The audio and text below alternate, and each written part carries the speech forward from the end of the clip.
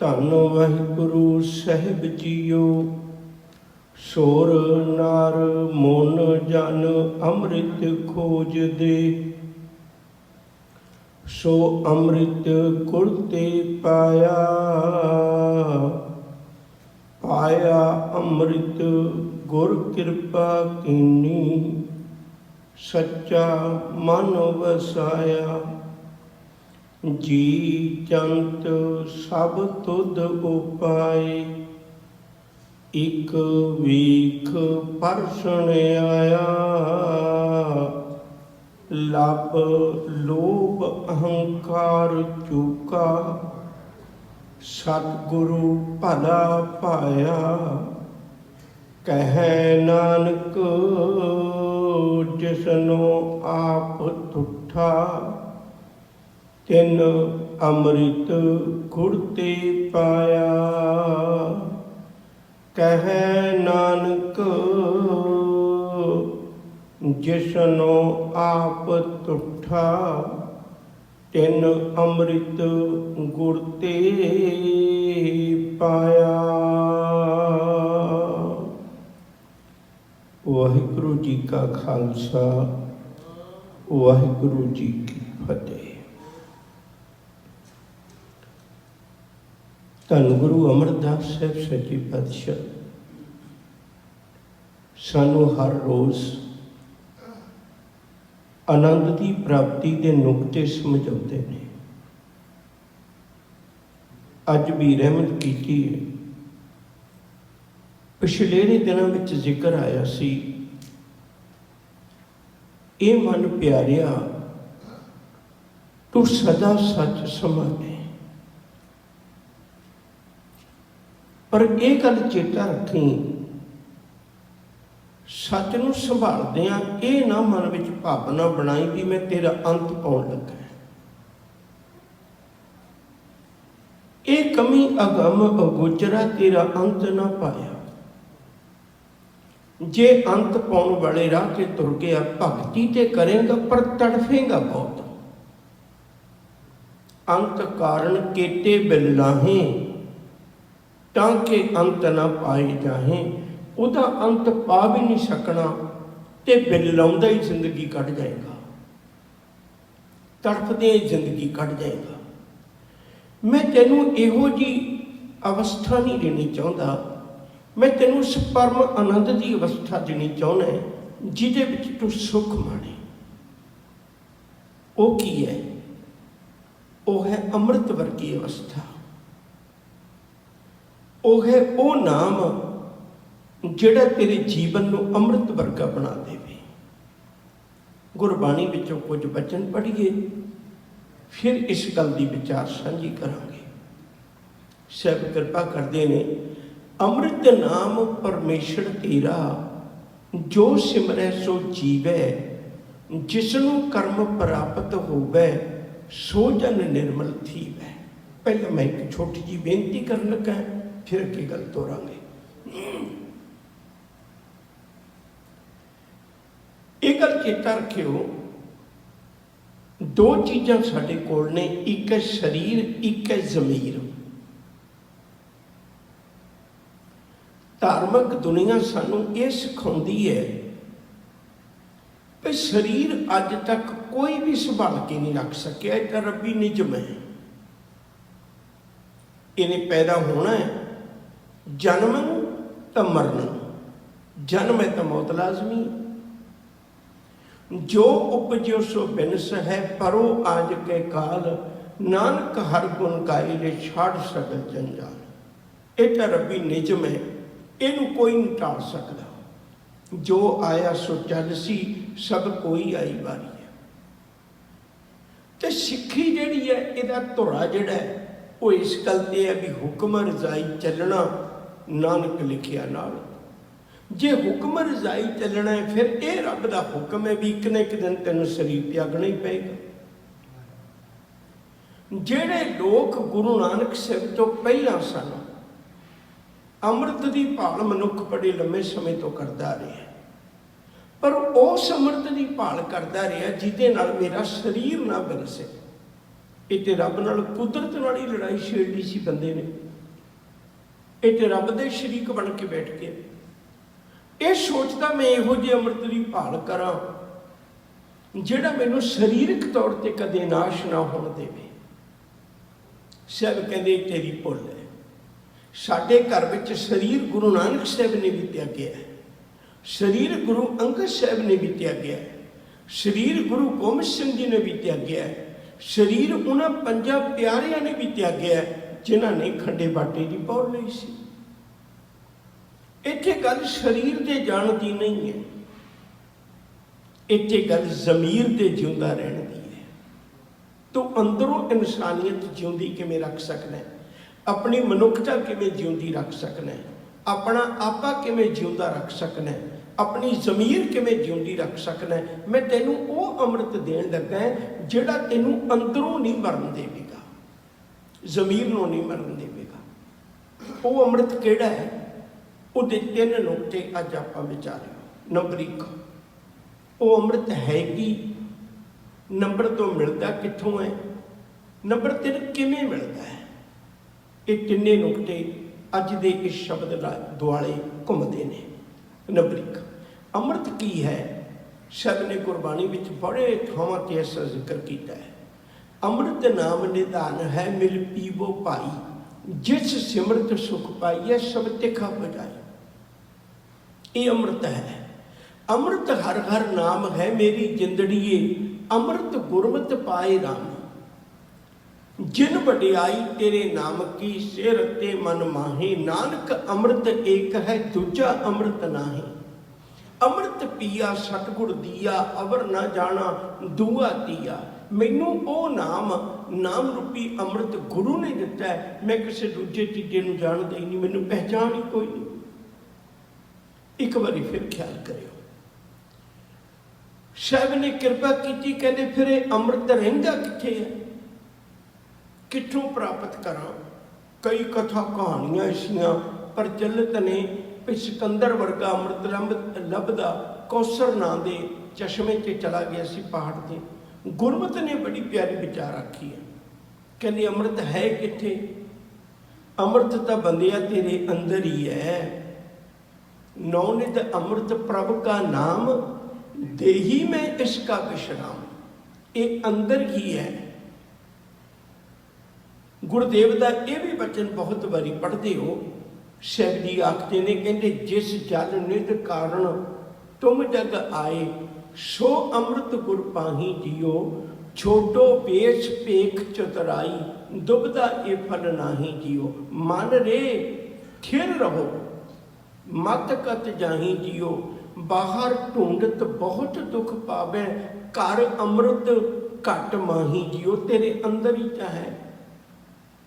ਗੁਰਬਾਣੀ ਦਾ ਬਚਨ ਇੱਕ ਹੋਰ ਧਿਆਨ ਵਿੱਚ ਰੱਖਿਓ ਜੇ। ਸਾਹਿਬ ਜੀ ਆਖਦੇ ਨੇ, ਅੰਤਰ ਖੁਅਟਾ ਅੰਮ੍ਰਿਤ ਭਰਿਆ, ਸ਼ਬਦ ਹੈ ਕਾਢ ਪੀਏ ਪਨਹਾਰੀ। ਕਹਿੰਦੇ ਅੰਦਰ ਖੂਟਾ ਭਰਿਆ ਪਿਆ, ਅੰਦਰ ਖੂਹ ਭਰਿਆ ਪਿਆ ਅੰਮ੍ਰਿਤ ਦਾ, ਜਿੰਨਾ ਮਰਜ਼ੀ ਵਰਤੋ। ਪਰ ਇਹਦੀ ਪ੍ਰਾਪਤੀ ਦਾ ਸਾਧਨ ਕੀ ਹੈ? ਸ਼ਬਦੇ ਕਾਢ ਪੀਏ ਪਨਹਾਰੀ। ਜਿਵੇਂ ਖੂਹ ਵਿੱਚੋਂ ਇੱਕ ਬਾਲਟੀ ਤੇ ਰੱਸੇ ਦੇ ਦੁਆਰਾ ਇੱਕ ਚੰਗੀ ਸਿਆਣੀ ਧੀ ਬੱਚੀ ਉਸ ਪਾਣੀ ਨੂੰ ਪ੍ਰਾਪਤ ਕਰ ਲੈਂਦੀ ਹੈ। ਖੂਹ ਦੇ ਕਿਨਾਰੇ ਤੇ ਖਲੋਤੀ ਧੀ ਬੱਚੀ ਤੇ ਖੂਹ ਦੇ ਵਿਚਲੇ ਪਾਣੀ ਦੀ ਦੂਰੀ ਨੂੰ ਖਤਮ ਕਰ ਦਿੰਦੀ ਹੈ ਉਹ ਬਾਲਟੀ ਅਤੇ ਰੱਸੀ। ਇਸੇ ਤਰ੍ਹਾਂ ਸਾਡੇ ਅਧਿਆਤਮਕ ਜੀਵਨ ਵਿੱਚ ਵਸਦੇ ਅੰਮ੍ਰਿਤ ਅਤੇ ਸਾਡੀ ਦੂਰੀ ਨੂੰ ਗੁਰੂ ਦਾ ਸ਼ਬਦ ਜਿਹੜਾ ਉਹ ਖਤਮ ਕਰ ਦਿੰਦਾ, ਨੇੜੇ ਕਰ ਦਿੰਦਾ, ਉਹਦੀ ਪ੍ਰਾਪਤੀ ਦਾ ਸਾਧਨ ਬਣ ਜਾਂਦਾ ਹੈ। ਤੋ ਗੁਰਦੇਵ ਸੱਚੇ ਪਾਤਸ਼ਾਹ ਨੇ ਕਿਰਪਾ ਕੀਤੀ। ਦੂਜਾ ਸਾਧਨ ਇਹ ਦੱਸਿਆ ਵੀ ਅੰਮ੍ਰਿਤ ਕਿੱਥੇ ਹੈ? ਅੰਮ੍ਰਿਤ ਸਾਡੇ ਅੰਦਰ ਹੀ ਹੈ। ਤੀਜੀ ਗੱਲ ਇਹ ਹੈ ਵੀ ਅੰਮ੍ਰਿਤ ਦੀ ਪ੍ਰਾਪਤੀ ਦਾ ਸਾਧਨ ਕੀ ਹੈ? ਮੈਂ ਉਹ ਪੰਕਤੀ ਇੱਕ ਵਾਰੀ ਫਿਰ ਪੜ੍ਹਨਾ ਚਾਹੁੰਦਾ ਹਾਂ। ਅੰਮ੍ਰਿਤ ਹਰ ਹਰ ਨਾਮ ਹੈ ਮੇਰੀ ਜਿੰਦੜੀਏ, ਅੰਮ੍ਰਿਤ ਗੁਰਮਤਿ ਪਾਏ ਰਾਮ। ਅੰਮ੍ਰਿਤ ਕਿਵੇਂ ਮਿਲਣਾ? ਜੇ ਗੁਰਮਤਿ ਦੇ ਰਾਹ ਤੇ ਤੁਰਾਂਗੇ, ਗੁਰੂ ਦੇ ਦੱਸੇ ਰਾਹ ਤੇ ਤੁਰਾਂਗੇ। ਇਸੇ ਲਈ ਅੰਮ੍ਰਿਤ ਬਚਨ ਰੋਜ਼ ਪੜ੍ਹਦੇ ਹੋ ਨਾ, ਹਮ ਅਵਗੁਣ ਭਰੇ ਏਕ ਗੁਣ ਨਾਹੀ।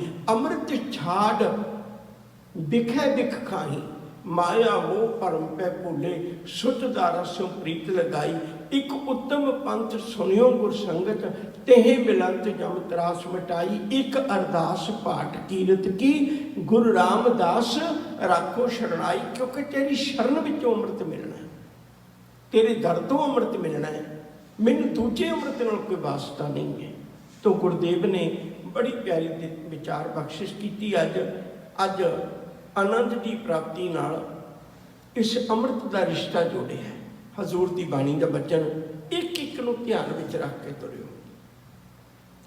सुर नर मुन जन अमृत खोजदे। खोजदे मतलब भालदे ने, हजे तक भी भालदे ने पर उन्होंने वो मिलिया नहीं। किहड़ा अमृत?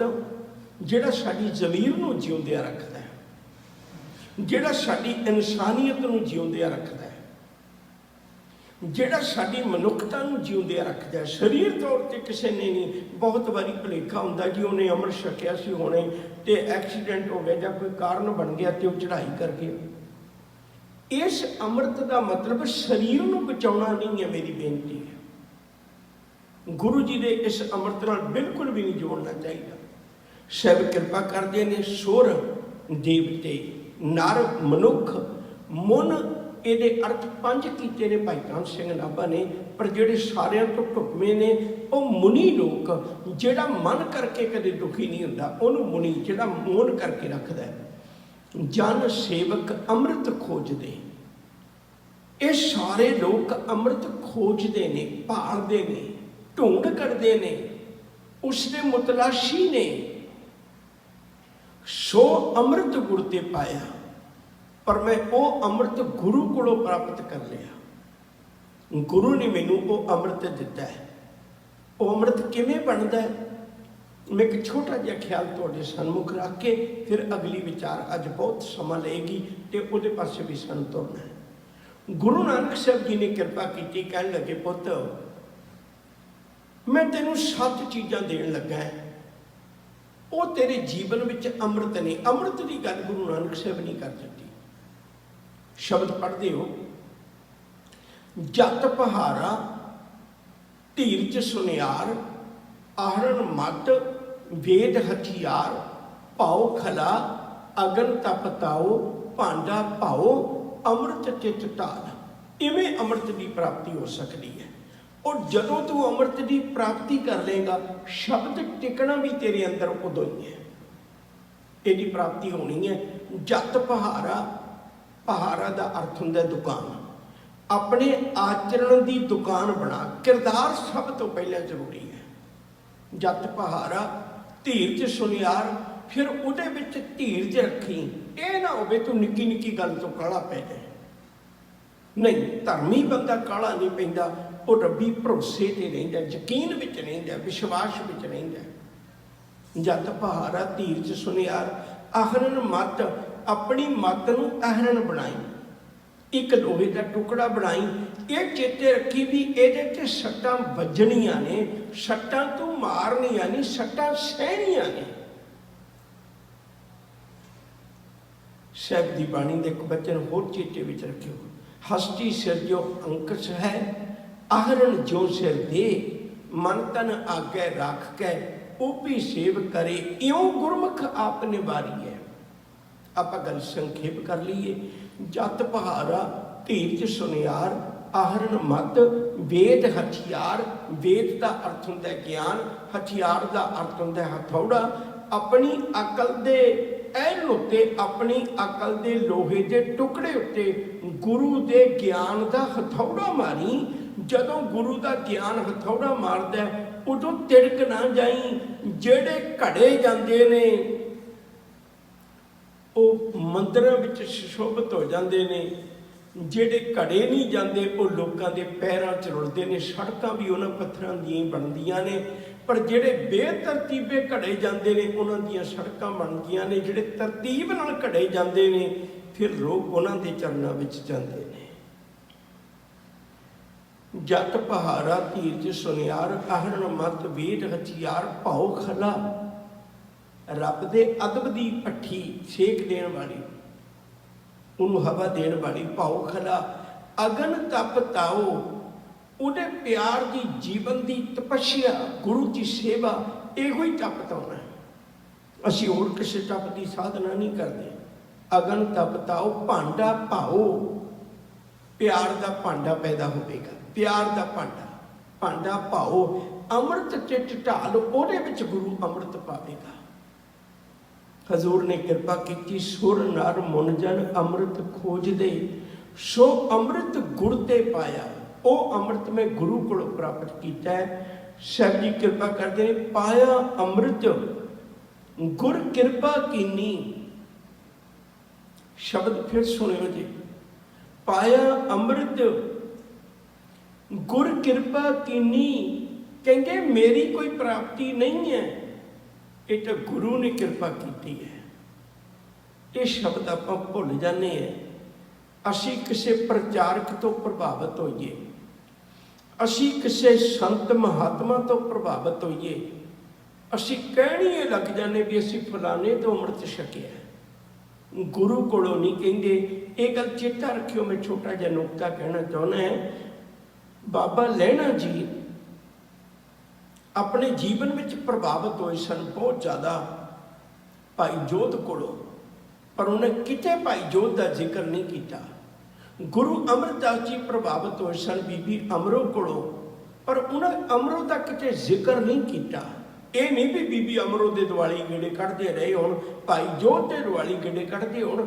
ਆਪਾਂ ਕਿਸੇ ਤੋਂ ਵੀ ਪ੍ਰੇਰਨਾ ਲੈ ਕੇ ਜੁੜਨਾ ਗੁਰੂ ਦੇ ਨਾਲ ਹੈ, ਪਰ ਅਸੀਂ ਉਹਨੂੰ ਵਿੱਚ ਵਿਚੋਲਾ ਖੜਾ ਕਰ ਲੈਨੇ, ਗੁਰੂ ਤੋਂ ਪਾਸੇ ਹੋ ਜਾਂਦੇ ਹਾਂ। ਪਾਇਆ ਅੰਮ੍ਰਿਤ ਗੁਰ ਕਿਰਪਾ ਕੀਨੀ, ਸੱਚਾ ਮਨ ਵਸਾਇਆ। ਕਹਿੰਦੇ ਮਾਲਕ ਨੇ ਬੜੀ ਕਿਰਪਾ ਕੀਤੀ, ਬਹੁਤ ਵੱਡੀ ਰਹਿਮਤ ਕੀਤੀ ਮੇਰੇ ਤੇ। ਸੱਚਾ ਪਰਮੇਸ਼ਰ ਨਿਰੰਕਾਰ ਮੇਰੇ ਅੰਦਰ ਵਸਾ ਦਿੱਤਾ। ਉਹਨੇ ਰਹਿਮਤ ਕੀਤੀ। ਜੀ ਜੰਤ ਸਭ ਤੁਧ ਉਪਾਏ। ਵਾਹਿਗੁਰੂ ਜੀ, ਜਿਤਨੇ ਵੀ ਜੀਵ ਜੰਤ ਨੇ, ਇਹ ਪੈਦਾਇਸ਼ ਤੇਰੇ ਤੋਂ ਹੋਈ ਹੈ, ਤੇਰੇ ਤੋਂ ਪੈਦਾ ਹੋਏ ਨੇ। ਇੱਕ ਵੇਖ ਪਰਸ਼ਨ ਆਇਆ। ਇੱਕ ਦਾ ਅਰਥ ਹੈ ਕਈ। ਵੇਖ ਇੱਕ ਉਹ ਨੇ ਜਿਹੜੇ ਗੁਰੂ ਨੂੰ ਵੇਖਣ ਆਉਂਦੇ ਨੇ, ਸਿਰਫ ਤੱਕਣ ਤੱਕ ਆਉਂਦੇ ਨੇ। ਹੁਣ ਆਪਾਂ ਕਿਸੇ ਚੀਜ਼ ਨੂੰ ਤੱਕਦੇ ਕਿਉਂ ਹੈ? ਯਾਦ ਰੱਖਿਓ, ਨਿੱਤ ਦਿਹਾੜੀ ਕਿੰਨੀਆਂ ਦੁਕਾਨਾਂ ਤੇ ਕੱਪੜੇ ਬਾਹਰ ਵੀ ਲੱਗੇ ਪਏ ਨੇ, ਤੇ ਬੰਦਾ ਨਜ਼ਰ ਮਾਰ ਕੇ ਲੰਘ ਜਾਂਦਾ, ਨਹੀਂ ਦੇਖਦਾ। ਦੇਖਦਾ ਮਤਲਬ ਪਰਖਦਾ ਕਿਹਨੂੰ ਹੈ? ਉਸ ਚੀਜ਼ ਨੂੰ ਜਿਹੜੀ ਉਹਨੇ ਧਾਰਨ ਕਰਨੀ ਹੈ।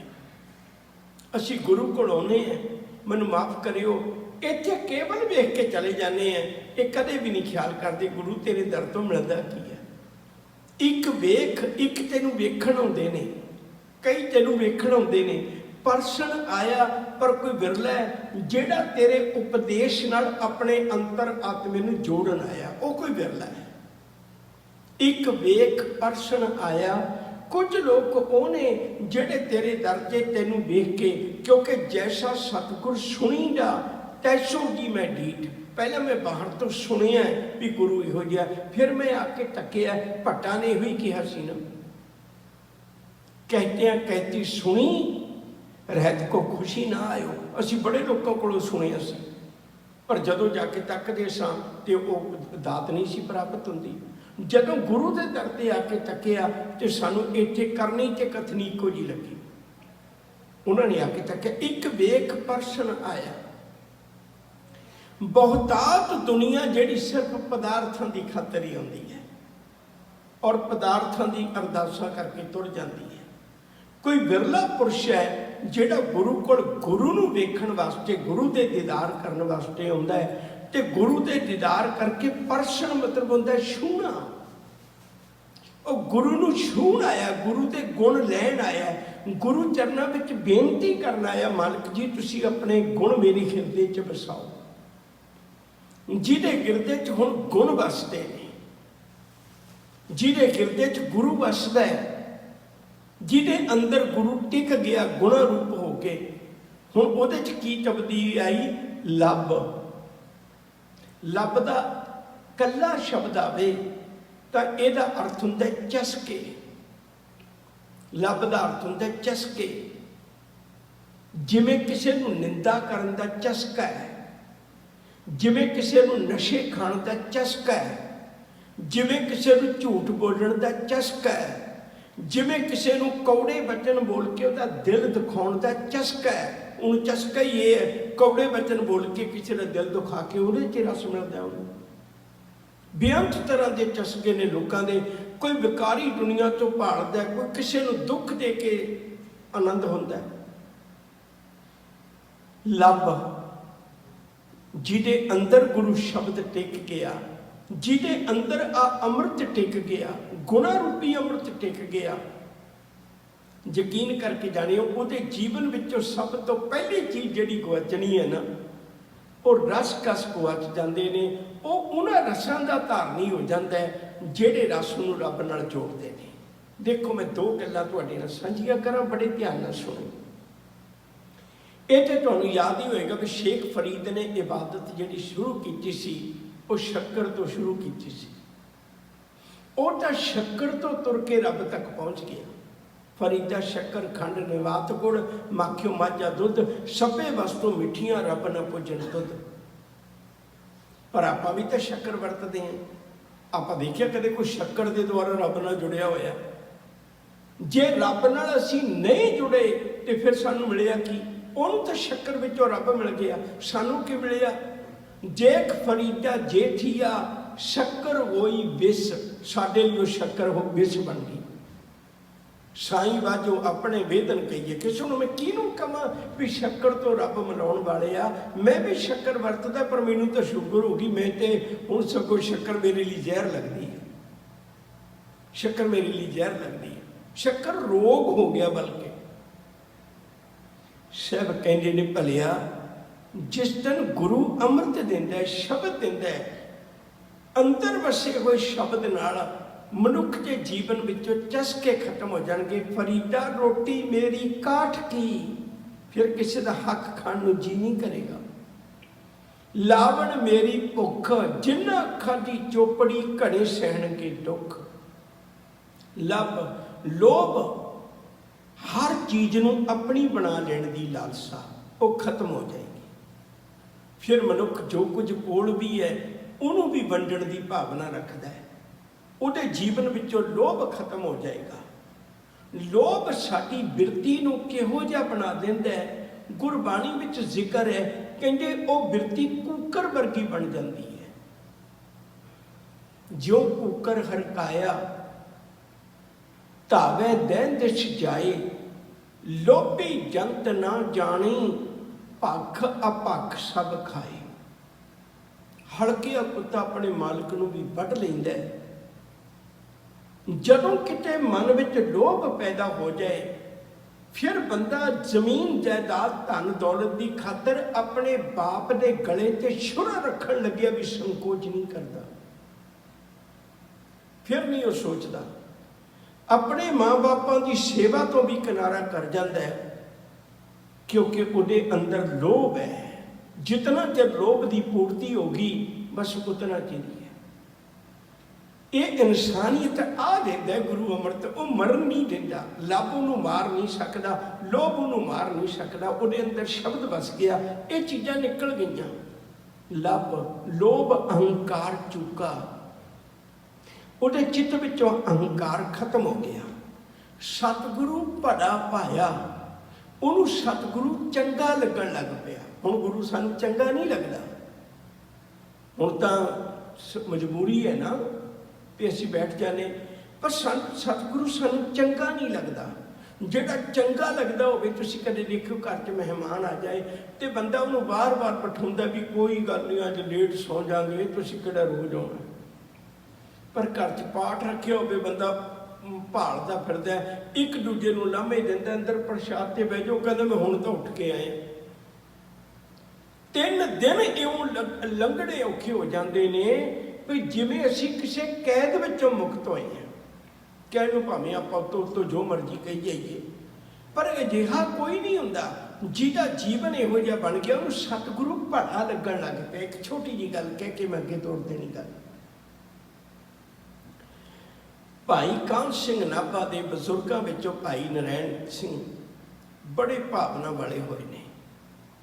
ਉਹਨਾਂ ਨੂੰ ਗੁਰੂ ਗ੍ਰੰਥ ਸਾਹਿਬ ਸੱਚੇ ਪਾਤਸ਼ਾਹ ਦਾ ਟੋਟਲੀ ਪਾਠ ਜਿਹੜਾ ਉਹ ਮੂੰਹ ਜ਼ਬਾਨੀ ਜਾ ਸੀ। ਪਹਿਲੇ ਕਈ ਗੁਰੂ ਕਿਸੇ ਕੋਈ ਨਹੀਂ ਇਹੋ ਜਿਹੇ।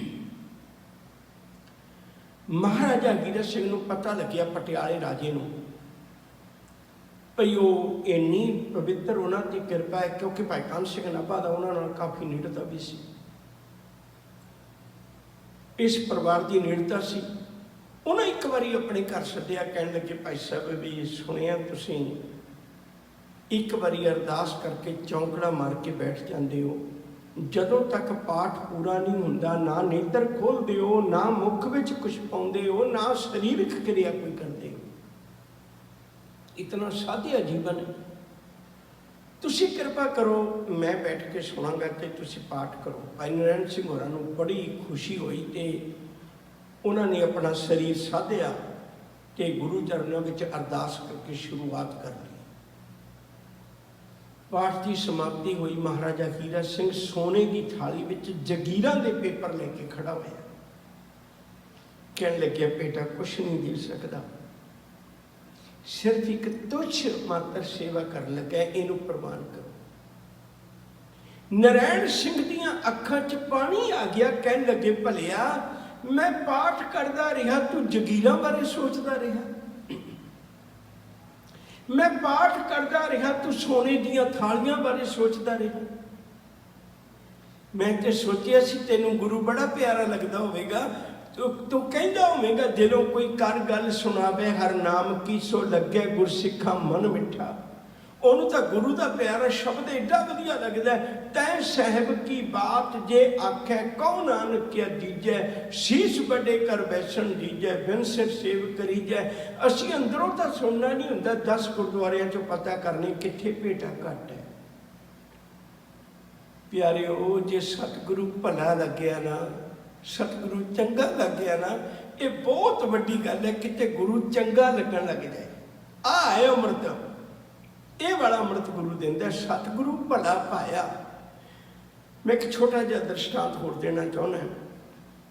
ਬਾਬਾ ਬੰਦਾ ਸਿੰਘ ਬਹਾਦਰ ਦੀ ਜੀਵਨੀ ਤੁਸੀਂ ਜਾਣਦੇ ਹੋ, ਮੈਂ ਇਸ਼ਾਰੇ ਮਾਤਰ ਹੀ ਗੱਲ ਕਰਨੀ। ਬੇਚੈਨ ਹੋਇਆ 14 ਸਾਲ ਦੀ ਉਮਰ 'ਚ, ਉਸ ਆਨੰਦ ਦੀ ਭਾਲ ਵਿੱਚ ਰਾਮ ਜੀ ਦਾਸ ਕੋਲ, ਚਾਣਕੀ ਦਾਸ ਕੋਲ, ਔਗੜਨਾਥ ਕੋਲ ਗਿਆ, ਪਰ ਨਾ ਮਿਲਿਆ। ਆਖਰਕਾਰ ਉਹਨੂੰ ਗੁਰੂ ਗੋਬਿੰਦ ਸਿੰਘ ਜੀ ਮਿਲੇ। ਦੀਦਾਰ ਕਰਦਿਆਂ ਅੰਮ੍ਰਿਤ ਦੀ ਪ੍ਰਾਪਤੀ, ਦੀਦਾਰ ਕਰਦਿਆਂ ਆਨੰਦ ਦੀ ਪ੍ਰਾਪਤੀ ਹੋ ਗਈ। ਗੁਰੂ ਚਰਨਾਂ ਵਿੱਚ ਢਹਿ ਪਿਆ, ਕਹਿਣ ਲੱਗੇ ਸਤਿਗੁਰੂ ਆਪਣੇ ਦਰ ਦਾ ਬਣਾ ਲੈ। ਹੁਣ ਦੋ ਪੱਖ ਨੇ, ਧਿਆਨ ਨਾਲ ਸੁਣਿਓ। ਇੱਕ ਪੱਖ ਉਹ ਹੈ ਐਡਾ ਵੱਡਾ ਡੇਰੇਦਾਰ ਹੈ, ਇੱਕ ਪੱਖ ਉਹ ਹੈ ਹਜ਼ਾਰਾਂ ਚੇਲੇ ਉਹਦੇ ਨਾਲ ਨੇ, ਇੱਕ ਪੱਖ ਉਹ ਹੈ ਸਾਰੇ ਇਲਾਕੇ 'ਚ ਉਹਦੀ ਮਾਨਤਾ ਹੈ, ਦੂਜੇ ਪਾਸੇ ਗੁਰੂ ਹੈ। ਗੁਰੂ ਉਹਨੂੰ 5 ਤੀਰ ਦੇਣ ਲੱਗਾ, ਗੁਰੂ ਉਹਨੂੰ ਸਿਰਫ 5 ਸਿੱਖ ਦੇਣ ਲੱਗਾ, ਤੇ ਉਹ ਵੀ ਉਹਨਾਂ 5 ਸਿੱਖਾਂ ਨਾਲ ਗੁਰਮਤਾ ਕਰਕੇ ਤੂੰ ਆਜ਼ਾਦ ਤੁਰਨਾ। 5 ਸਿੱਖ ਉਹਦੇ ਚੇਲੇ ਨਹੀਂ, ਇੱਥੇ ਸਾਰੇ ਚੇਲੇ ਨੇ, ਬਣਿਆ ਬਣਾਇਆ ਡੇਰਾ, ਪਰ ਫਿਰ ਵੀ ਛੱਡ ਕੇ ਤੁਰ ਗਿਆ। ਜ਼ਾਲਮਾਂ ਨਾਲ ਟੱਕਰ ਲੈਣ ਤੁਰ ਪਿਆ। ਇੱਥੇ ਸੁੱਖ ਆਰਾਮ ਦੀ ਜ਼ਿੰਦਗੀ ਸੀ, ਉੱਥੇ ਟੱਕਰ ਲੈਣ ਤੁਰ ਪਿਆ ਜ਼ਾਲਮਾਂ ਦੇ ਨਾਲ। ਕਿਉਂ ਤੁਰ ਪਿਆ? ਕਿਉਂਕਿ ਉਹਦੇ ਅੰਦਰ ਜਿਹੜਾ ਸਤਿਗੁਰੂ ਭਲਾ ਪਾਇਆ, ਉਹਨੂੰ ਗੁਰੂ ਚੰਗਾ ਹੀ ਏਡਾ ਲੱਗ ਗਿਆ, ਗੁਰੂ ਤੇਰੇ ਪੁੱਤਰਾਂ ਨੂੰ ਸ਼ਹੀਦ ਕਰਨ ਵਾਲਿਆਂ ਨੂੰ ਸੋਧੇ ਲਾਵਾਂਗਾ। ਕਹੈ ਨਾਨਕ ਜਿਸਨੂੰ ਆਪ ਤੁਠਾ, ਤਿਨ ਅੰਮ੍ਰਿਤ ਗੁਰ ਤੇ ਪਾਇਆ। ਜਿਨ੍ਹਾਂ ਉੱਤੇ ਮਾਲਕ ਆਪ ਤੁਰਖ ਜਾਂਦਾ, ਉਹਨਾਂ ਨੂੰ ਇਹ ਨਾਮ ਰੂਪ ਅੰਮ੍ਰਿਤ ਗੁਰੂ ਦਿੰਦਾ। ਬਸ ਇੱਕ ਗੱਲ ਜ਼ਰੂਰ ਕਹਿਣੀ ਚਾਹੁੰਦਾ, ਇਸ ਨਾਮ ਅੰਮ੍ਰਿਤ ਦੀ ਪ੍ਰਾਪਤੀ ਲਈ ਇੱਕ ਬਾਰੀ ਕਿਰਿਆ ਕਰਨੀ ਪੈਂਦੀ ਹੈ।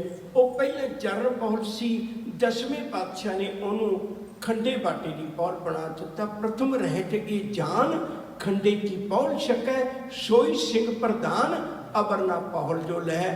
5 ਜਿਹੜੇ ਅੰਮ੍ਰਿਤ ਦੀ ਦਾਤ ਦਿੰਦੇ ਨੇ, ਉਹਨਾਂ ਕੋਲੋਂ ਖੰਡੇ ਬਾਟੇ ਦੀ ਪੌਲ ਲੈ ਕੇ ਗੁਰੂ ਨਾਲ ਜੁੜ ਕੇ ਇਸ ਨਾਮ ਅੰਮ੍ਰਿਤ ਦੀ ਪ੍ਰਾਪਤੀ ਕਰੀਏ, ਜਿਹੜੀ ਸਾਡੀ ਜ਼ਮੀਰ ਅਤੇ ਸਾਡੇ ਜੀਵਨ ਵਿੱਚ ਇਨਸਾਨੀਅਤ ਨੂੰ ਜਿਉਂਦਾ ਰੱਖਦੀ ਹੈ। ਇਤਨੀਆਂ ਬੇਨਤੀਆਂ ਕਬੂਲ, ਭੁੱਲਾਂ ਦੀ ਖਿਮਾ।